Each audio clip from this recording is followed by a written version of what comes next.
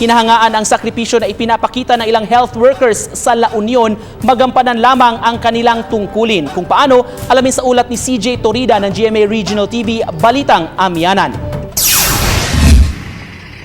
Sa mga videong ito nakuha mismo ng COVID-19 diagnostic team ng Arengay La Union, makikita ang pagsakay nila sa balsa at pagtawid sa ilog. Bukod sa pagtawid sa ilog, may kuha pang video na naglalakad sila sa bukid. Sila raw ang inatasang magsagawa ng swab test sa mga nakasalamuhan ng pasyenteng nagpositibo sa COVID-19 sa isang liblib na barangay. Pag medyo malayo po yung pupuntahan namin, saka medyo delikado po, especially yung mga landslide areas.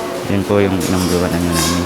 Ginagawa raw nila ito dahil may mga lugar na hindi naaabot ng mga sasakyan, kaya kailangan nilang tiisin ang hirap sa paglalakad. Ang pinakamahirap talaga dun, sir, is yung una po yung init po na mararamdaman sa loob ng PPE.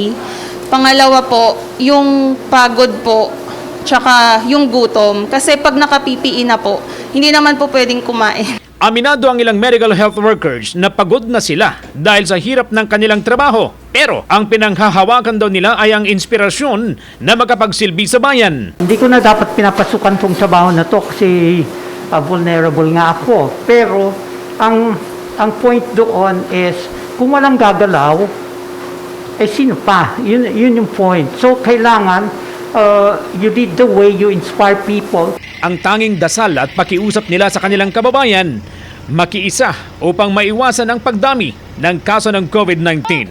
Ako si CJ Torida para sa GMA Regional TV.